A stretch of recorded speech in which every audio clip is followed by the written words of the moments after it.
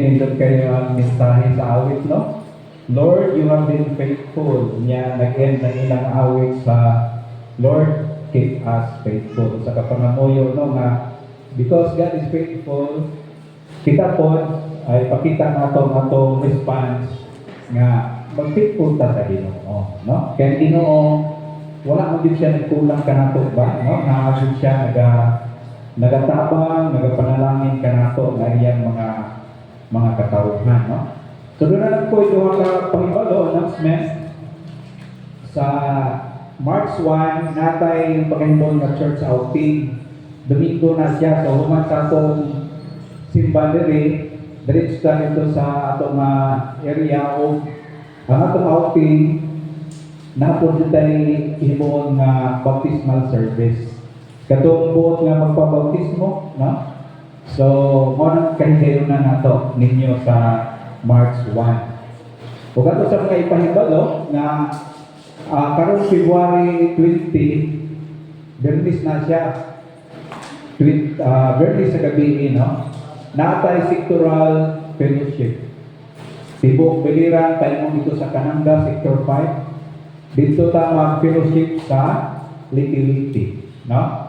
So magsugod dito mga alas 6 sa gabi ang fellowship. So mga maiter, makaadto kita, makahimamat kita sa itong mga igsoon sa pagtuo, no? Sa uban ng mga kaiglisyahanan. So hapit na po ng atong annual day ay April 1 to 3. So ato na lang pangandaman-daan, no? Ang atong annual conference. So di ka maglangay, alang sa atong mensahe karon ng igsoon. Romans chapter 15, verses 14 to 21, mga atong mensahe, pag-auluhan, holy ambition, no? So kita, doon naman kita yung mga ambisyon sa kinabuhi, no? Part yun na sa naa sa tao, no? Na i-desire, na i-ambition. Pero kung ang usa na nagkristuhanon, so nito na kita balaan nun nga ambisyon, no? So ato ni tanawon karon sa mensahe ang siya pasabot ni ini. So sa pa kita makapadayon, mag-aampo sa taas. Father God, sa magatunaw sa kami sa imong mga pulong, nagapangamuyo kami o Diyos, nga ikaw Lord, ang mag-giya ka na mo, ang imong Espiritu Santo mo magpasabot, nga ang imong mga pulong amo kining madawat Ginoo, ang lamdabi Lord, ang una sa matagusa, aron nga ang imong mga pulong, ang mga langit nun nga kamaturan, amo kining madawat, masabtan, ug mao kini ang mugiya, muiwag sa amo nga adlaw-adlaw nga pagkinabuhi. Tabangi kami o Diyos sa pagkinabuhi, ingon nga mga anak nimo, ingon nga kami mga follower. We pray Lord nga ikaw mag-equip ka na mo, mag-bigon ka na mo Ginoo, mag-preparar alam sa pagkinabuhi ng Kristohanon. Kami nagpaparugyan nga sa mga pagpadayon, imo kami pagkamayo ng Lord. In Jesus' name, Amen. So kung basahin din niyo ng verse 14, no? Okay, there is sa King James, English sa King James. And I myself also am persuaded that you, my brethren, that ye also are full of goodness, filled with all knowledge, able also to admonish one another. So sa bagong translation, no? Updated na translation, ingon ni I myself, monang nadia sa itong PowerPoint, I myself am convinced, my brothers and sisters, that you yourselves are full of goodness, filled with knowledge and competent to instruct one another. No, monang ingon ni Pablo sa iglesia dito sa Roma. So una, gitawag gisuti niya diha, no, ingon niya sa mga kaigsunan, kamo, I know you are full of goodness. Remember mga igsoon nga si Pablo, no? Wala pa siya kanto sa Roma, pero na may church dito. Iyang gisulatan. O na siya conviction ni Pablo, at yung mga Christian dito, they are full of goodness, no? So sa manin, nag-refer kini sa gitawag moral character. No? Inanagin ng mga Kristohanon. They are morally upright. Yes, we are not perfect, pero makita mo nato ang mga igsoon, no, nga ang mga Kristohanon tungod kay naa na sila Ginoo silang kinabuhi, no? Makita nato nga naay pagbag-o diha sa ilang kinabuhi, no? O ingon po ni Pablo, ingon sila, ingon diha, they are filled with knowledge, no? Napuno sila sa kahibalo sa maning nga knowledge. This refers to their understanding of the gospel.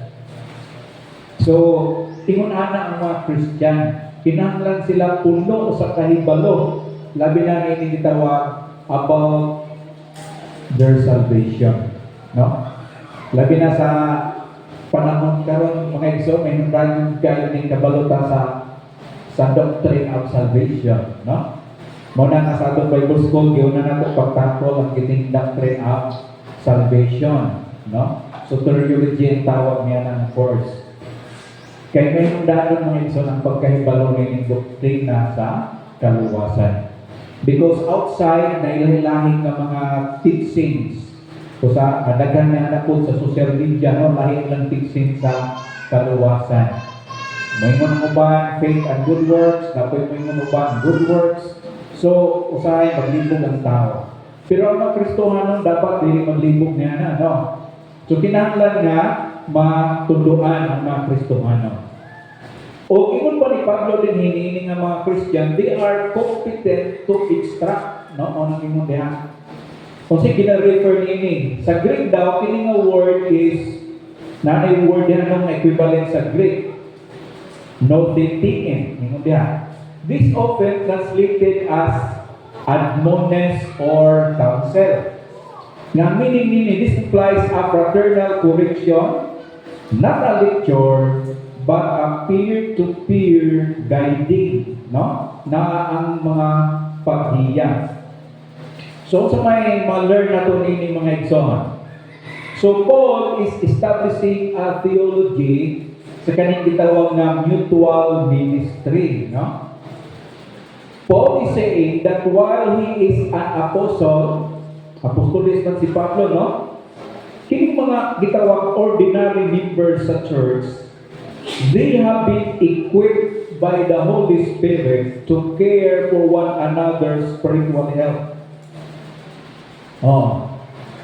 Without needing a professional mediator for every issue. Ang punto mga igsoon mao ni nga, ang Kristohanon daw, because we have a Holy Spirit for every one of us, usabi ka basihanan nga nung kita maka-minister one another. Even in admonishing or counseling. No? In other words, mga igsoon, kita ng mga Christian, for example, sa church, sa gathering, no? Naatay ministry. Our ministry is to counsel, to give encouragement one another. Oo. Aware ba kanina na your presence is encouragement? Oo. Presence pala nimo. Kaya bisan mo naka-observe ka mo mga igsoon, di ba, natay pag-welcome sa usap-usap. O niya, ang tanaw ni mo, uy na si Brad Dasis, nalipay ta, no? Pero, at the other hand, for makita nato, uy, asa mo to si Brad Dasis, huwag man nato nakita ron. Di ba, makita ka, no? O niya, madiskat, medyo apiktuhan mo tayo, may nga, uy, wala man ang console sa Ginoo, no? Because sa Bible mga igsoon, no, imo ni Pablo din nga ang mga Christian, naa sila niya ng capacity to give counsel, encouragement sa usa o usa. So, na tayo mga learn din meaning nga verse pa lang, no? Kini kitawag affirmation over criticism. Okay, kaya nga naman, before offering correction to others, follow Paul's lead. Nga naman, Paul start by identifying the goodness already present in them. Di ba yun ni Pablo, mga Kristohanon, you are full of goodness, no?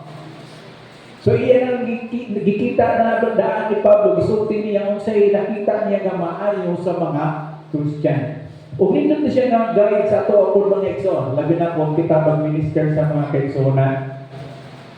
Part na noon po ng mga paghatag pag may no? Or pagpadlong. Pero before daw niya na indot ingon din isulti sa akon say maayo na nakita nimo.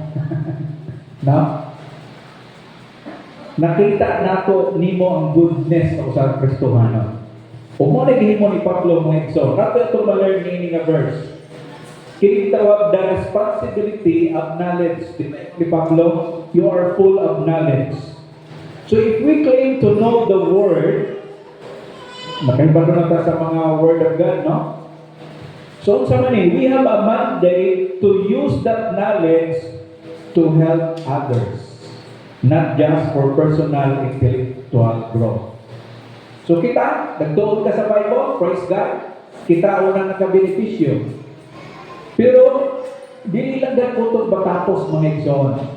Gamiton daw nato atong learning, atong knowledge sa pag-minister nato sa uban, sa atong mga kaigsuonan. Atong itudlo nato kanila. No? Kay kining knowledge in scriptures mga igsoon, yes, mo kini usang na makahatag ka nato kadikon sa atong pagkakristohano, no? So proceed kita sa verse 15. Ingon sa verse 15, yet I have written you quietly, boldly on some points to remind you of them again because of the grace God gave me. No? Ingon mo na gisulti ni Pablo ni verse. So sa maning mga igsoon, na makita nato din yung difference sa gitawag reminding versus teaching. Kung sa may kalainan ini.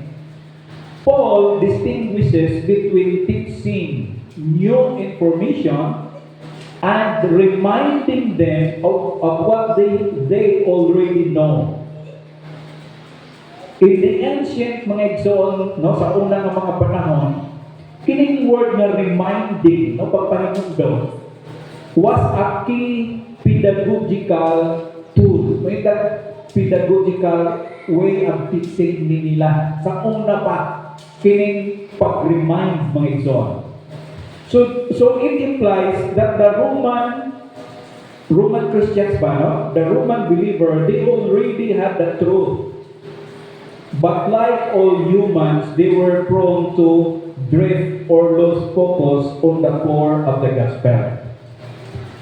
Kung nakapatikod ka mo sa atong pagkakristohanon mga igsoon, labi na sigitag simba, no? Kung nakapatikod ka mo na yung mga truth nga repetition sa atong pagpamati. No? Kana mga igsoon, intentional na siya.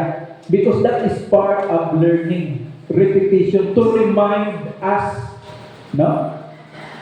O ni Pablo din, gi-remind kung kamo. No?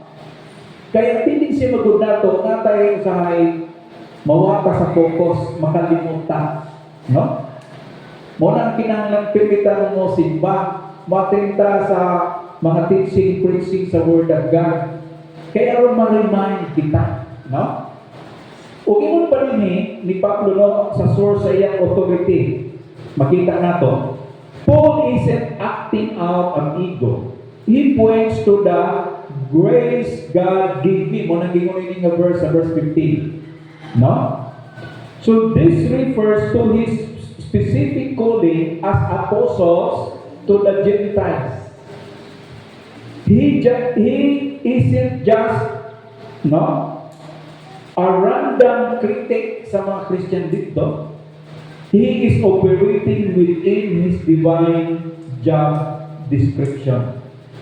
As an apostle to the Gentiles, mga igsoon, part ni sa iyang job description nga magtudlo, mag-correct, no? Kung unsay mga dapat himuon sa mga churches nga mga hintil. So, ang atong ma-learning ni Mori, the core principle, kini gitawag the necessity of the reminder. Okay? Makita nato din yung kanang word na authority and humility. Paul balances his high apostolic authority with a deep respect for the local church autonomy. No? So na ang iyang authority, pero nakita ko na ito ang iyang pag-apply na siya humility, mga igsoon. Na wala niya giabusan ni Pablo ang iyang authority. Okay? So, application meaning ng verse mo ni. Kini kitawag the value of repetition. O ito, di mo na kung ganina, kanang ibalik-balik, no, ng mga truth na itong babatian. The value of repetition. We often chase new repetition. But Paul suggests that spiritual health often comes from being boldly reminded of the fundamentals we have already learned. No? Basic yun ang mga igsoon. Kinahanglan mo balik ta sa mga basics, sa mga fundamentals, mga igsoon. Kaya mo na sa disciplines, magtubig ka sa fundamentals. Kung gusto ka na excellent sa imong discipline, imo gila perming balik-balikon, mastiron ang fundamentals. O may mga igsoon ang imong dinhi the value of repetition. Dapat itong ma-learn, tinitawag operating within your grace. Unsa may pasabog na itong meaning? Si Paul, he spoke boldly because he knew his specific calling. Muna si Pablo, no? So we should identify na kitawag the grace given to us and operate confidently within that sphere rather than overstepping into areas where we haven't been called. Nakita ginatawag mga igsoon nga sa minister, no? Pag-minister na to, nga ikaw, nakita nimo nga effective ka niya na ministry. No? So, atong nang himuon, no? Kaya nga naman, di andam kita ni anak mga igsoon nga buluhaton. Oo. Muna nga, sa church mong lahi-lahi ng pag-andam sa Ginoo kanato, no? Magiskutan gift, lahi-lahi, napoy uban parehas, pero apil na nining ato mga talents and skills mga igsoon. Pero ang ipakita nato din hino nga, we will operate according to the grace God has given us. No? Naakay ni aming nga gift or abilidad, no? Gamito na nato para sa diha sa Ginoo. O ato pong ma-learn meaning nga verse, tinitawag accountability is not an insult. No? Kung sa natin pasabot meaning, being corrected or reminded by a peer or leader isn't a sign that you are ignorant. As Paul shows, even a church full of knowledge, no, diba sa verse 14, needs a bold reminder. Have you noticed, usahay, may muna ko, balik-balik naman ako, no? Usahay, parang ko na sa dalunggan, sa wala sa kita sa dalunggan, balik-balik naman na. But you know, mga igsoon, kinahanglan kini nga pinili kita, baka pamating niya ng truth. Ang Ginoo na yung mga katuyuan niya. No? So, muna kinahanglan kabalo kita mudawa sa mga pagbandlo. No? Pagpahinungdom ka na po. Let's proceed sa verse 16. Ingon din to be a minister of Christ Jesus to the Gentiles. No? He is the apostle to the Gentiles. He gave me, ingon ni Pablo, the priestly duty of proclaiming the gospel of God. No? Muna yung priestly duty to proclaim the gospel of God, so that the Gentiles might become an offering acceptable to God, sanctified by the Holy Spirit. No? So, sa kunya itong ma-learn din sumala sa resulti ni Pablo, dimension niya din nga siya daw na nagahimo nini as a priestly duty. Mao ni ang metaphor or figure of speech nga gigamit ni Pablo sa iyang pangalagan. Sama daw siya sa pare, nasa priestly duty, no? Paul uses the Greek word kinigitawag liturgos, no, as a minister. Napon siya ka word sa Greek kinigitawag hierurgoanta, performing priestly rites. This is significant because as a Pharisee, mamaya yung background ni Pablo, Pharisee man siya. Paul knew that only Levites could serve in the temple. Kaya ba si Pablo niya na, nga makaserve dito sa temple, sa Old Testament, ang mga Levites lang. By applying this to himself, he is saying the new temple isn't a building in Jerusalem. It is the mission field. Kung si Pablo na yung mga exormato siya sa mission field, kay pioneer man siya, magtukod siya mga churches. Ang sa concept ni Pablo, yan muna-una, sama ra naghimo siya priestly duty. No? Sama daw sa usa ka Levites mga igsoon. Na-mention din ang word nga sacrifice, no?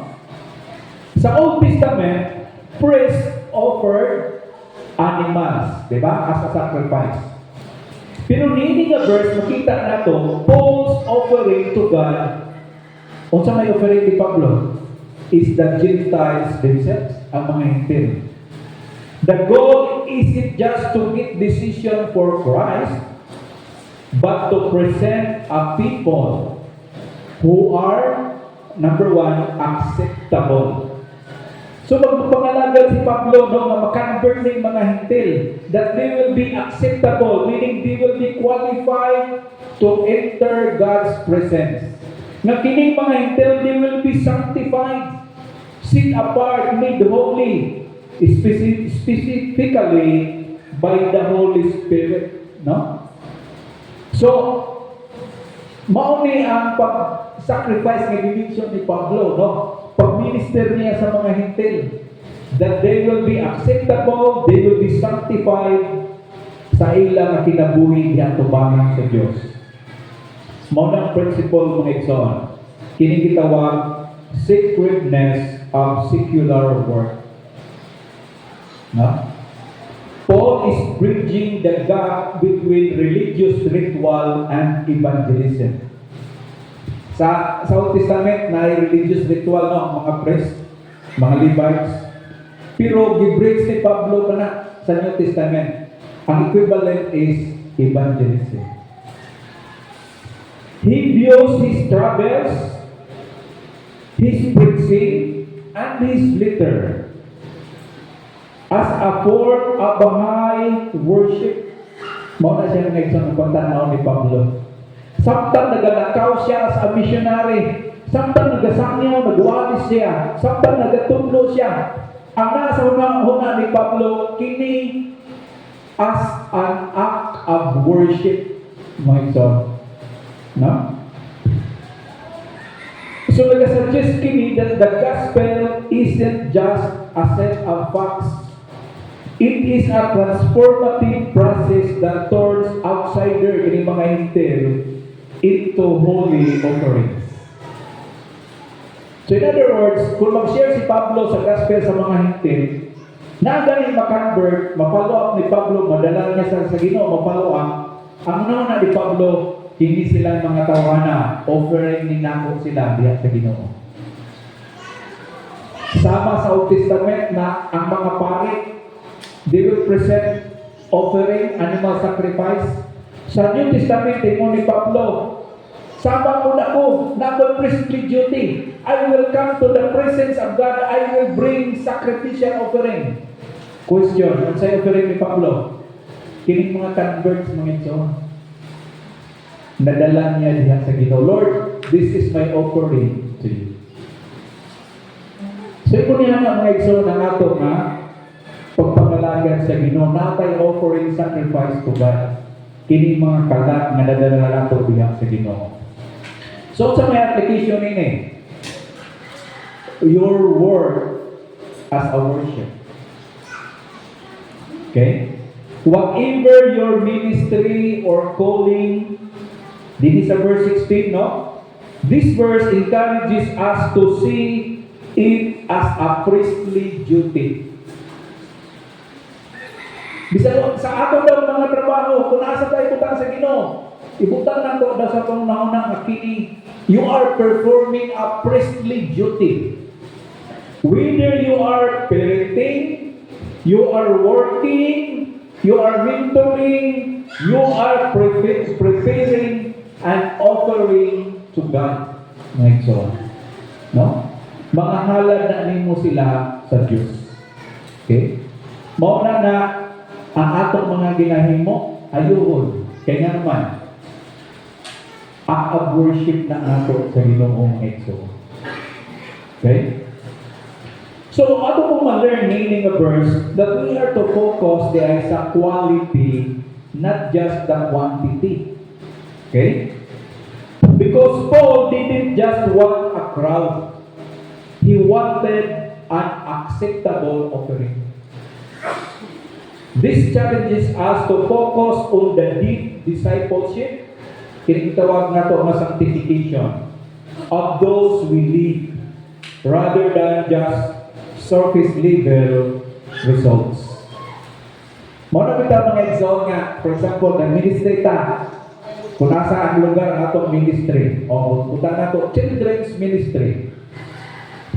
Pag ministry na ito dito, mga bata, budawat mo ba Jesus Christ, aron mo maluwas, ang mga bata ning dawat. But our ministry does not end diha. Kaya iyon pa din sama sa lihim ni Pablo, he looks for quality.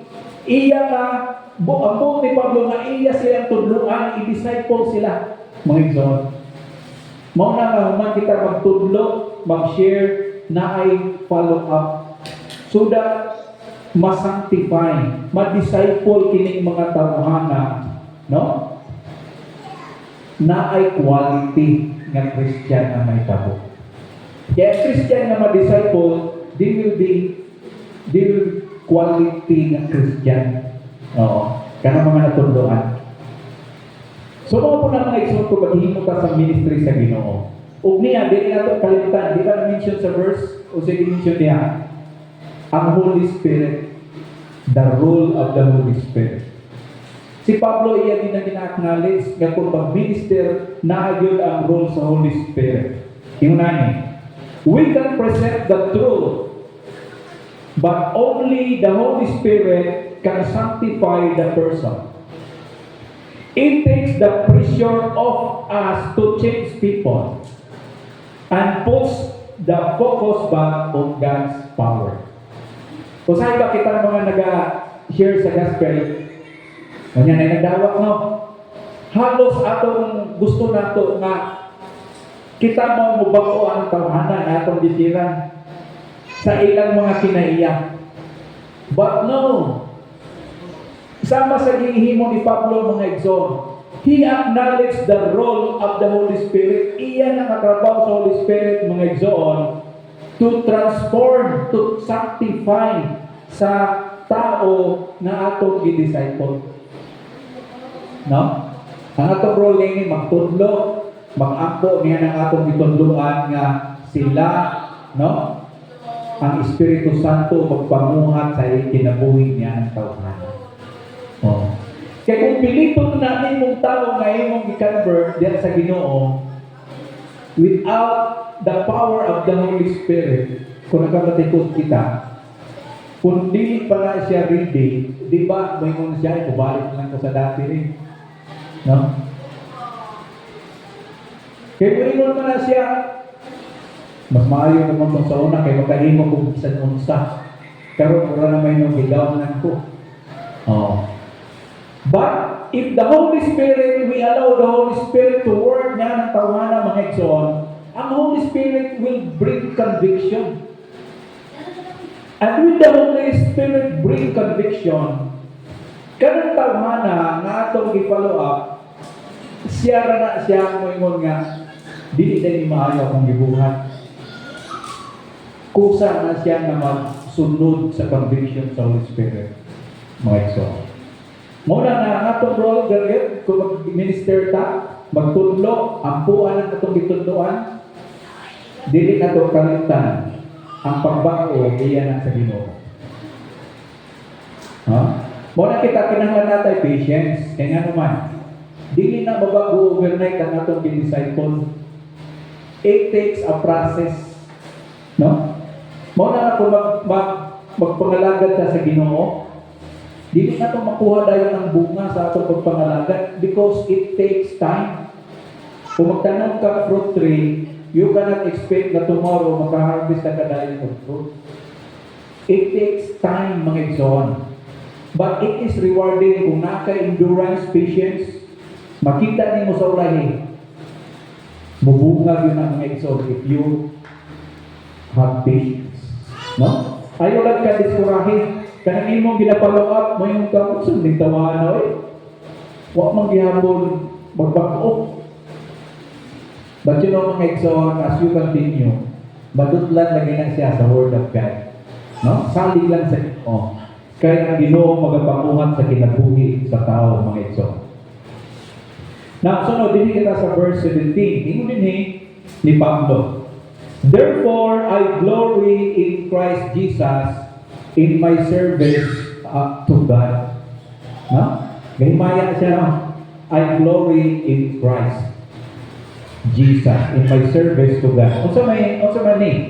Ang word din ha, therefore, no? Ingon diha. Kini nga word na therefore, this connects, no? This verse directly separates sa verse 16, no? Previous verse. Because God gave Paul the grace to be a priest to the Gentiles, and because the Holy Spirit is sanctifying His word, Paul now has a legitimate reason to be proud. Kinilang to be proud, mga igsoon, kung ibutang dahil isang proper context, dili siya sala. Ito ni ma-learn from. Ang word din yung gingamit, glorying. No? Munang word niya. In many other letter, for example, sa 1 Corinthians, Paul warns against boasting. No? Di ba makita tanang verse na dili mag-boast. However, meaning a verse, Paul uses the word kaukesis. Munang word sa Greek, mga igsoon. Ang meaning niya nini is glorying, exultant pride. Munang meaning sa gitawag kaukesis sa Greek. Lahi siya sa word na Greek na hubris. Pride ko na sa kining hubris. Kini nga hubris, self-centered pride ni. Mao nang gibilin sa Bible kining hubris. Ang kining atong diskutan nga cases, mga igsoon, mao ning gitawag theocentric pride. Unsa man pasabot theocentric pride? God-centered satisfaction, mga nagsamigso. Imo ni Pablo, I glorifying, pataas si Pablo, cases. Pero ang iyang pagpataas is God-centered, mga nagka-difference. Ang sentro, ang iyang pataas ng exalt sa iyong pagpasigarbo, dili ang himself, kundi ang Diyos. Mga na siya. No? So Paul is effectively saying, I am incredibly proud of what has happened. But the source of the pride is strictly Christ Jesus. Oo. Dili ang source ang self. Di ba? Si Pablo, ang accomplishment niya sa ministry, grabe, no? Pero kung si Pablo, I am proud ni anak because of Christ Jesus. Not because of my own. Di ba? So makita nato din ang atong pagpangalagad sa Ginoo. Gilimit niya ang iyang pagpasigarbo, ang iyang serbisyo diha sa Dios. No? My service to God. Ngayon diha. Paul isn't boasting about his status, his intellect, his Roman citizenship. He is boasting upon the things pertaining to God. Specifically, the success of the missions to the Gentiles. So nagpasigarbo siya ni Nino sa nahitabong sa iyang ministry tungod kay nakita niya nga ang Diyos mo'y naghahatag og kadaugan. No? Ang mga success sa ministry, di-acknowledge ni Pablo diri mga igsoon, I am proud because of God. No? Wala yan si Pablo, I am proud because of what I have done. Dili. I am proud because of God. Nga nakita ni Pablo diyan sa pagpangalaga niya. So kita, no, ng mga believers, many believers feel they must downplay their successes to stay humble. So nagkaka-accomplishment nga nahimo sa Ginoo, mo pahambol-hambol lagi hapon ta. Pero na si Paul mga igsoon, Paul shows that it is healthy to acknowledge great result as long as kung sa gani, the glory is correctly attributed to God or to Christ. Nagapasigan ko tungod sa Ginoo, dili tungod sa akong nanimo, ikaw ni Pablo. So, mo na ang healthy nga boasting. Kaya atong gipataas, ang atong gipapasigan ko ang Ginoo. Oo. So kung successful ang inyong ministry, kano sa ka na manging sayo kung may mong natana, tungod na nako kana na ministry successful. Dili na tama yun. Kaya tungod na yun nato. Pero kano sa naman yung sakto, kung may munta, ang ministry nga akong giapilan, naging successful tungod sa Diyos. Amo na siya mito. Cases na siya. No? Healthy nga pride tungod kay imong gipataas ang Diyos man, dili ang imong kaugalingon. So ayaw nga natin na-learn yan ang mga igsoon about yung gitawag ng pride. No? Kay si Pablo, nagpasigaran mo siya. I glory. No? I am boastful. So ang ma-learn na to, meaning a verse, we are to claim the win for Christ. Ito yung pasagot na to, meaning. Tingnan natin ha? When you succeed in your career, in your ministry, or even your family, mga igsoon, it is okay to feel glory or satisfaction. The key is to consciously anchor that feeling in Christ Jesus rather than your own ego. Muna pinili na ito binabalik-balik, no? Kaysa kinabuhi, being successful ka, praise God. Pero ayaw kalimti nga ang tinugdan na yung tanan tungod sa Diyos, dili tungod nimo. Mo na siya mga igsoon. O mo na ipakita din ni Pablo kanato, no? Sa atong pagpanginabuhi. No? Bisan sa imong pagpatrabaho, pagbuhat man sa ministry, always put God, no, the center. Lord, nanging victorious ni, nanging successful ni nga buluhaton, tungod ni mo Ginoo, dili ni tungod nako. Mao na ang glory sa Dios gayon mga igsoon. Sa verse 18, ingon din sa verse 18, I will not venture to speak of anything except what Christ has accomplished through me in leading the Gentiles to obey God by what I have said and done. No? So nindot sa kayo ni isulti din ni Pablo. Unsa ko na iyang gingon? I will not venture to speak of anything except. Unsa yung pasabot niya na mga igsoon?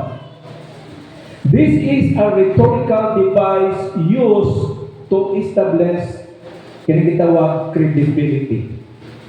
Paul is essentially saying, ngunit pasabot ni Pablo nini, I am not interested in heresy, exaggeration, or taking credit for other people's hard work. Di siya interesado na nining mga butana. Ang isulti ni Pablo ang agency Ingon niya daw, Christ through me. Mo na nga igsoon. So this is the heart of Paul's theology about ministry. Ang pagkita ni Pablo sa ministry mga igsoon, he view himself as a conduit, not the source. Kung saan ng conduit, not the source. Ingon ani. Ang subject is Christ, the one doing the work. Sa ministry daw, ang Ginoo mo yung nagtrabaho. Ang instrument, ang oning conduit, ang instrument si Paul. He is the vessel through which it happens. In other words, it's the ministry, no? May ministry dito. Ang saktong yung nga term, ministry na sa Ginoo. Kita, conduit, meaning kita, instrument lang. So, tuwag ministry dito sa Ginoo mo, nang mamutabang ta, iyan ito sa Ginoo. Ang tao na nag-acto dito, they are only conduit, meaning instrument lang to sila. O mo ni si Pablo mga igsoon, gikilala niya yung kaugalingon as a conduit. Dili ni akong ministry, oy, iyan ni sa Ginoo. Akong galamiton lang, mo nagpasabot din ni. Kung sa goal din ni Pablo sa iyang ministry, the obedience of the Gentiles. No? Siyempre, ang mga na-ministeryohan, ma-convert, ma-disciple sila. May doon ka din ikapulong na dimension ni Pablo sa pagbuhat sa ministry. Kining word and deed. No? Pulong o buhat. Kung saan itong na-learn din eh. Paul notes that this work happened through what he said. Kung sa iyang gisulti. And did, kung sa iyang gibuhat. So, una, kining gisulti, said, no. Bumayong said, ang pasabot niya na his preaching, his teaching, and literating. Si Pablo mo na iyang pag-ministry, what he said. Sa iyang pagwali, pagtudlo, pagsulat, mo na gihimo niya. Ang did, or na gihimo, kining done, ang pasabot niya na his lifestyle, his endurance of suffering. As we will see, apil na sa verse 19 unya, kining miracles. So, sa ministry di ay, na ay pagsulti, na apoy pagbuhat. Mo na siya. So, effective ministry, kung ano yung effective na ministry? According to Paul, this requires a total alignment abon sa message and character. Kung gusto daw sa usa ka Kristohanon, maging effective siya sa iyang pagpangalaga, kining duha dapat mag-uban, ingon ni Pablo. Ang iyang mensahe o ang iyang kinabuhi. Oo. Magsikag sangyaw, o niya imong kinabuhi, dili mubagay sa imong pagsangyaw, maglisod ang tao niya na pag-connect. Oo. Pero kung ang imong pagsangyaw sa pag-minister mo, makita ko diya sa imong kinabuhi, dali ka kayo ng masaktan sa mga tao. Mao ni mga igsoon si Pablo. So mao ni nga itong ma-learn. God chooses, matong ma-learn sa verse ha, God chooses to work through human agency rather than bypassing it.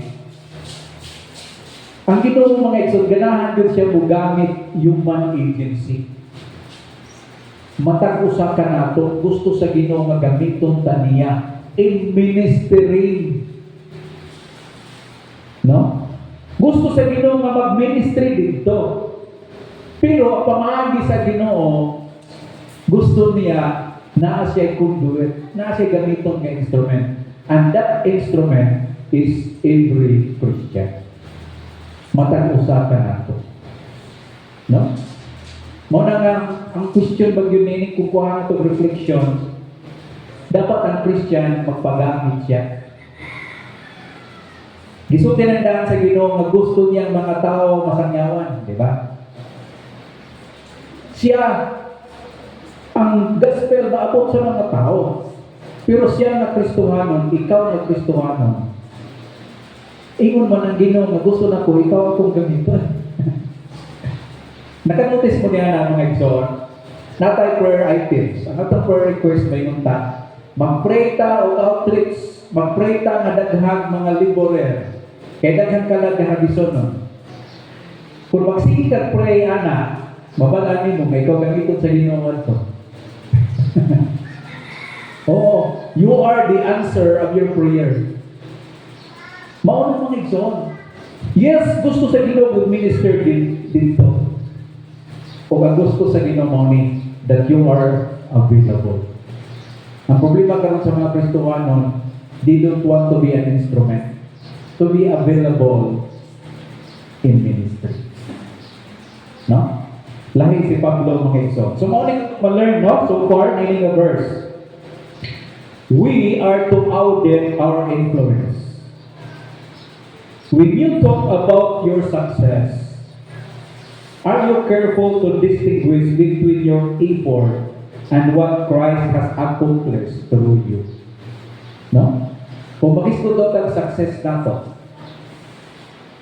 kung sa maimong na matigdan, makadistinguish ba ka nga kining duha, tungod na ako o tungod sa Ginoo? Basing maglibog pag-ana. Ayaw kalimot, sama ni Pablo, tungod yun ni sa Ginoo. Ang mga tao, kung nasa sila success, labi na ang believer, ang ilang yung pasiduggan, ang ilang yung kaugalingon, tungod yun din ako. Tungod sa akong mga pagpaningkamot, ako bugod ni. Pero sa Christian, itutuwa ka sa Ginoo dili. When God gives you a success, ayaw kalimot, tungod sa Ginoo. No? Okay, makita po na ito din yung mga igsoon itawag na integrity when we speak. Unsay pasabot? Paul's refusal to venture to speak of things outside his experience is a call to honesty. In other words, kung sa rin nag-transpire na nahitabo sa ministry, more to iyang isulti. He will not exaggerate or he will not speak dishonestly sa mga nagpamati. No? Dili kinahanglan nga iyang ipataas ang iyang kaugalingon. Ingon niya na si Pablo Nixon, no?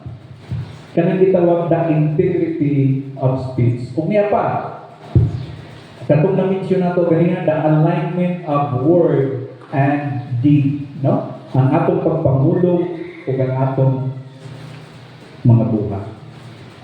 Ang question ng nanin, are you doing backing up your sayings? No? Ang ato daw ng ginapangbuhat, makita ko sa atong pagpanulti or vice versa. People are led to obey God not just by hearing a good sermon or advice or sa atong pag-share, sa atong eloquence. Maayo na, pero dili lang mo na ng mga igsoon. But by seeing a life that matches the message. No? Ang atong kinabuhi mong match sa atong pag-share sa gospel. Mauna nga, ang Christian, kung makinabuhi galing ang kalimbutanon, maulaw yun na mag-share. Labi na sa mga tao na nakaila nato, napatay mga ginabuhat nga mga kinalibutanon pa, dili na angay ni Kristohanon. Mauwaw ta mo share, di ba? Kay sahibag sukmatan ka. No? Sumubumirang. That's why mga igsoon mahinungdanong kining ginatawag na the alignment of our testimony and our word. Verse 19, ningon din medyo paspaso na nato, no? Kaya kulang na sa oras. By the power of signs and wonders through the power of the Spirit of God. So from Jerusalem all the way around to Illyricum, I have fully proclaimed the gospel of Christ. No? So sa makita nato din nag-mention si Pablo of signs and wonders no sa iyang ministry. Paul uses two specific terms often appeared in the New Testament. Kinitawag signs. Ang pasabot sa signs, miracles that point to a deeper reality, no, about Christ. O when you tag wonders, Nakaisgot kini about extraordinary events that cause the observer to marvel. So signs and wonders. So only crucially, Paul attributes this not to his own magic or skill, but to the power of the Spirit of God. No? Kung mag-istod daw kag signs and wonders sa ministry, mga miracles, no? Katingalahan. Ang katuyuan ng tanan mga igsoon, to sit up sa usa ka tawo nga siya anda mamati unya sa gospel. Mao na katuyuan sa signs and wonders. Ganina na mention ang Acts no chapter 3. Giayo ang katong may kapinsanan nga tao. Unya giwalihan pagaman mo ni katuyuan ng igsoon sa signs and wonders nga kining mga tao ma-ready sila i-present sa gospel. Lain karon sa uban nga nay mga healing ministry, gihimo sa mga front sa mga naghimo niya na pangwarta. Pero kung tanaw na to sa New Testament mga igsoon ang record is to seek up people to be ready in presenting the gospel aron dali ka sila modawat ng Jesus Christ. Dili aron nga magpadato nagpangayo. Mo na madili mayo ng kanang mga healing crusade kay kung tanaw na to ang mga motive sa naghimo ni ana, nagpabunot sila sa ilang bulsa. But the very reason kung makita nato ang ministry nga signs and wonders, aron ang tao i-share nimo sa gospel, manginsayo na nila dali ka sila modawat kang Jesus Christ. Mo na siya mo igsoon, no? Nagkaroon nimo dinhi ni Pablo, no? From Jerusalem to Illyricum. Oo.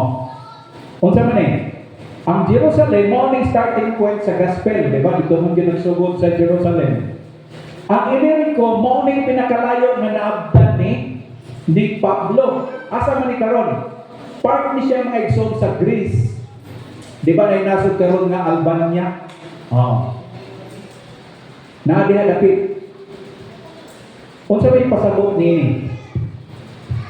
This represents an arc of roughly, ang estimate ni isa miles kung inyong tanawon, 1,500 miles. So around 3,000 kilometers kung dato, no? So Paul is essentially telling the Romans, I have completed the circuit of the Eastern Mediterranean. Di ba ang Mediterranean Sea? Kung pamilyar mo sa geography, sa mapa, no? So gikan diya sa Israel, paingo na sa Greece, sa Mediterranean na. Ang cover niya na around 3,000 kilometers. So, sa punto, ingon na ingon din sa verse, to fulfill, di ba? To complete. To fully proclaim. So, manner na to, Paul is saying he prays to every single person. Dili na may pasabot. But he successfully established the gospel in the key strategic hubs of that region. Nasado ba kini pag-ministry dahil mga igsoon, biri dapat kinahanglan dahil ginaplano asay strategic nga paghimo sa ministry. Di lang tira pataka. Ang target permi ni Pablo mga igsoon, katong mga crowd, mga city, no? Muadto siya dito pag-ministry. Hangtod hingabot siya dito sa Illyricum mga igsoon. So makita nato ma-learn din nga verse, kinitawag the power of source. We should check if we are relying on our own charisma or the power of the Holy Spirit. So if we are instructing one another, we need the Spirit to make those words effective, no? Kanina ato na nang-mention.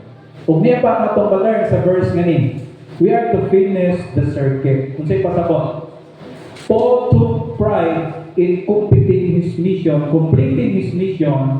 in a specific area. Gimension ni Pablo no, nga naman yung mission. It is a challenge to us to be finishers. To not just start spiritual habits or ministries, but to see them through to a point of maturity. Mo na ang challenge natin mga igsoon. finisher. Kay na may kinaiyagot nga gitawag ningas kubon. Good starter na. Pero kalayo ba, murag sikla, murag kalik. Dasi kayo sa atong mga ministry. Pero di ay dali na po din pandong. Nawala ra. Ingon ni Pablo mga igsoon, I finished, I fully proclaim. So pag ingon ni Pablo na fully proclaim, di nilang na-convert yung mga tauhana. Sila iya naging disciple mga igsoon. No? Hangtod na mo maturing iyang mga ginatudlukan. So muna ang encouragement ni Pablo no kanato. So sa verse 20, makita nato din ang mission statement ni Paul. Kung sa kuno, it has always been my ambition. That's why yuluhan nato ang atong mensahe. Holy ambition. Dinili nga verse. Mao ni ang mission statement ni Pablo. It has always been my ambition to preach the gospel where Christ was not known, so that I would not be building on someone else's foundation. Holy ambition ni Pablo. Nga akong mawali si Jesus Christ sa mga lugar na wala siya na hibaluan dito. No? So makita nato din yung holy ambition, no? The honor, kalugan dahil nini, ang honor, ang zealousness para sa Ginoo mga igsoon. This wasn't a selfish desire for fame. It was a drive to bring honor Christ in places where His name has not been heard. It is my desire. Dili selfish ang desire ni Pablo. Kay buadto siya sa lugar na wala mailhan si Jesus, iyang i-introduce nito. Di ba lahi ang ambition sa mga tao? Ang tao, selfish man sa iyang ambition. Muadto ko dito ang katuyuan para sa self. Muasinso ko, bumaayo ko, mauni na para sa ako. Ang tao na selfish ambition. Pero si Pablo, holy ambition. Ganang holy man ang ambition. Tungod kay Panginoon ang iyang ambisyon. No? Nindot kayo ang verse mong ito. So Paul, as a pioneer, not a pastor, no? The traditional sense, makita natin na diha. His specific calling was to break new ground. Kaya mag-pioneer ka na magsugod sa bulwaton, mura ka na nag-break of gahit na ground. No? Where Christ was not known, muna gingon sa verse, the unreached people groups. Grabe, no? Muna desire ni Pablo mga igsoon. The foundation, di ba naging siya foundation diyan sa verse? Usa kini ka figure of speech. Paul frequently used architectural language. Sama kini sa 1 Corinthians 3:10. He viewed other apostles or evangelists as builders. And Paul saw himself as the one who lays the first stone. Kung magtukod dito, buraton sa Ginoo, ako anak magsugod, mo na si Pablo ng igsoon. Mo na application, dito kay application ni kani gitawag the unreached space, no? You as Christians, no, we as Christians, we don't have to be a missionary in a foreign land to apply this. Tinagin ang plano, pwede po pato ka, kung pwede ka makato. Pero, mauni, where in your life, your workplace, your group, even your family, is Christ not known? Maunang pangutan. That is your pioneer territory. Kung asa data gibutang sa Ginoo sa trabaho, sa community, that is our pioneer. No? Kung never ito ma-learn, hindi nga verse. Kini kitawag, we are to respect others' foundation. Kung sa man there is a time to help others build, but it's also a time to stick iba and let someone else lead their own project. Paul had the humility to not interfere with work already begun by others. No? Wala si Pablo yung sapaw sa trabaho dito sa Rome. Kaya kabalo siya nga nanay church dito. No? So, mauning nga itong i-clarify ko na itong ambition, mga igsoon. Ang atong ambition kumusta? Is your work driven by a desire for honor or by a desire to be seen? No? So we are to evaluate our motive through Paul's lens helps ensure our ambition is worthy. Kumusta daw ang atong mga ambition? No? Ambisyoso ba ta para sa Ginoo? Or base ambisyoso lang ta para sa atong kaugalingon. Pero lahin si Pablo, mga igsoon. So sorry no, tapusin ko na lang gani, last verse 21. Ingon sa 21, Paul justifies his pioneer ambition by quoting the Old Testament. Paul proves that his specific missionary strategy wasn't just a personal preference, but a fulfillment of ancient prophecy. Kaya ingon sa verse 21, ingon namin, rather as it is written, those who were not told about him will see, and those who have not heard will understand. Kini nga verse quotation siya, mga igsoon. No? Gi-quote ni, so kanang word dihang word na servant, kanang word dihang na him, no? Ang kanang na text na propesya nag-refer kana sa Messiah. O kining word din ng audience, those who were not told, mga audience, makuning mga hintil, dili mga Israelites, mga igsoon.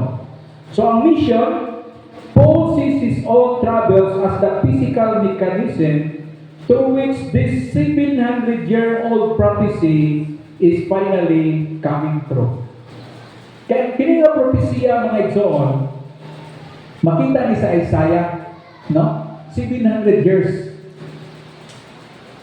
So, sa mani, seeing and understanding. No? Muna yung gingon diha. Paul emphasizes that faith involves more than just hearing words.